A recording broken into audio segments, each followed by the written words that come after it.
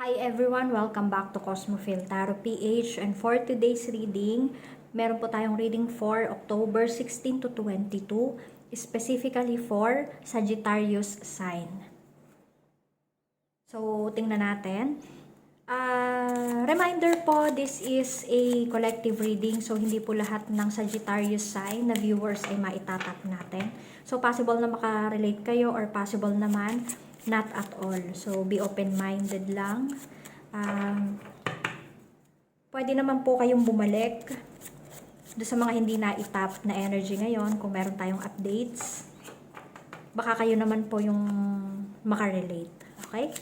So, Sagittarius, ano ang message sa'yo for October 16 to 22? Tingnan natin. Okay. The flower. Meron din tayong the create. Tapos, may the return.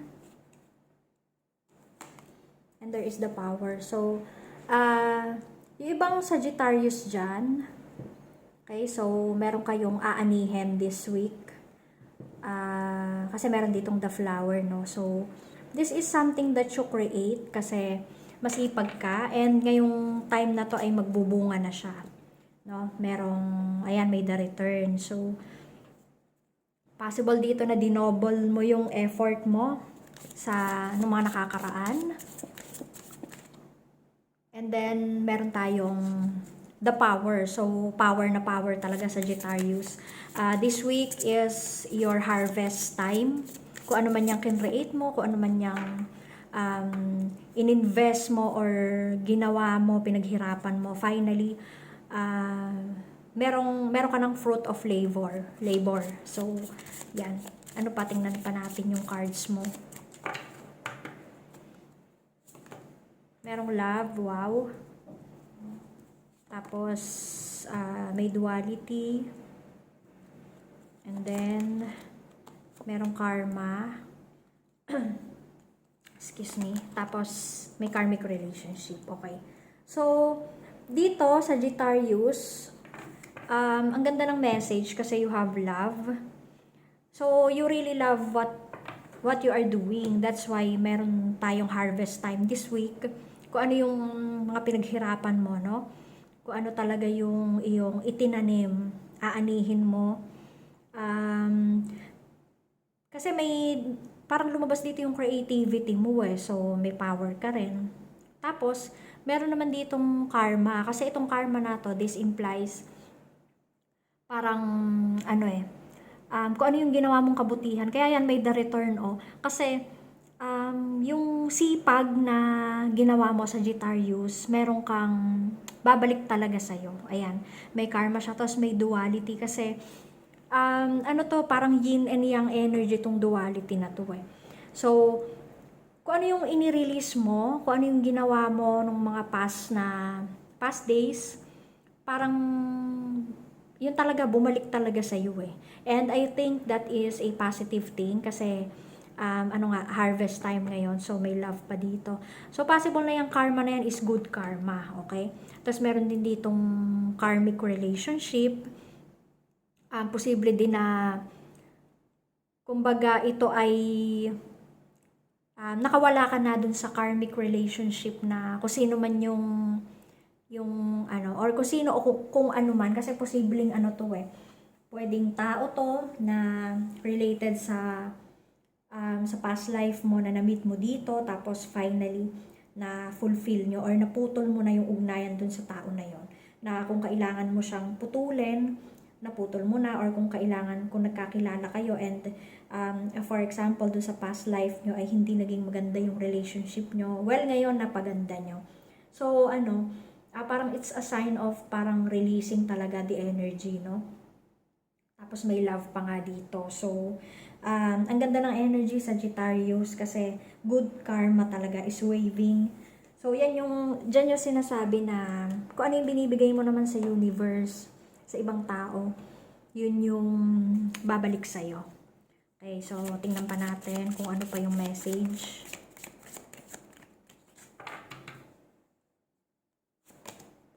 Meron tayong house 5, passion, play, children, confidence, and creativity. So, ito, possible dito na you are, ano bang tawag dito? You are parang matulungin, you are helpful, tapos lalo sa mga bata, pwede kang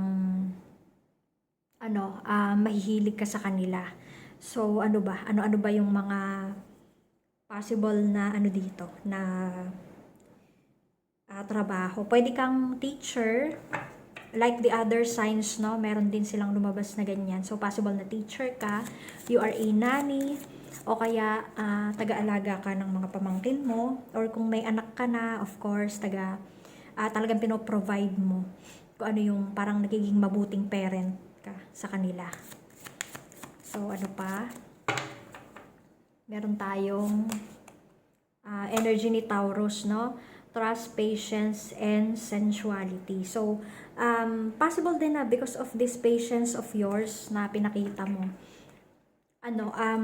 dyan ka nag-gain talaga ng, kasi di ba sabi nga nila, patience is a virtue. Tapos kung may trust ka sa mga nangyayari, talaga kumbaga, kapag ka ipinaubaya mo na kay universe kung ano yung iyong parang universe, bahala ka na. Pero at the same time, meron kang hard work. So, nagdoble siya. Ni-release mo, at the same time, nag-hard work ka. Talagang doble yung balik sa'yo ng blessings. Okay? Kaya dito mayroong harvest time Kasi lahat talaga ng pagpapasensya mo, lahat ng paghihintay mo ay eto na finally. Okay? Eto na, hindi na patatagalin pa ni universe, merong wish fulfillment. Yan. Tapos meron tayong consideration, fairness, and harmony. May energy ka rin ni Libra, okay? Na talagang very fair ka, hindi ka nag-judge na dahil lang sa nakita mo or sa narinig mo about sa tao na 'yon. Very fair yung treatment mo, parang napaka-equal mo sa mga tao sa paligid mo. Ano pa? Tingnan pa natin yung ibang message. Meron ditong, ayan, rin ni Gemini, energy ni Gemini, no? So, curiosity, intellect, and networking. So, networking siya kasi possible na ito ay may kinalaman sa pagiging speaker mo. Kasi yung iba nga, iba lang teacher, kaya dito merong children, no? So, may confidence din kayo na magsalita. At the same time, you are very curious, no, about what's happening around you. So, hindi ka nakukontento sa tinatanong mo lang sila na, uy, anong nangyari? Hindi. Kung parang ikaw yung investigador dito Kaya meron kang fairness, no? Inaalam mo muna yung both sides, kung ano yung nangyayari. Tapos ngayon nga, this week, meron kang, may involve ka sa isang networking. So, yung mga, kumbaga, brainstorming sa company, o kaya sa family nyo, kung ano ba yung, kumbaga kung meron kayong kapamilya na may pinagdadaan ng kailangan pagdesisyonan, o kaya yung sa mga simpleng pag-a-apply nila sa trabaho, pag-abroad, ganyan, magmi-meeting kayo, no? O kaya possible din ito ay relatives, pwede rin sa trabaho, pwede rin sa kahit saan, kung saan kayo makapag-resonate. Okay, so now let's see your love life.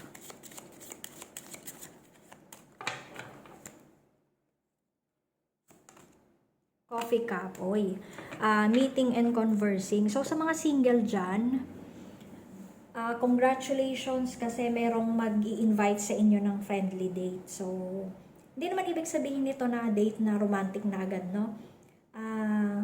Pag pinagbigyan nyo sila, parang lang, getting to know each other well. Ganun lang yung yung intention or yung flow ng date na yan. Pwedeng friendly date o kaya pwedeng ito ay business meeting na sa isang coffee shop magaganap. Tapos, doon naman sa mga taken, pwedeng ito ay date na yung iba mag-celebrate ng anniversary, ng monthsary, o kaya birthday ng boyfriend or girlfriend nyo. Yung mga ganon. Tapos, mag-celebrate kayo outside. So, magkakaroon kayo ng ng time for each other, yung mga in a relationship. And para sa mag-asawa naman, the same, mag-i-spend kayo ng time with each other, no, sa labas. So, magde-date kayo, okay? So, yun lang po. Thank you so much for watching, Sagittarius. Good luck.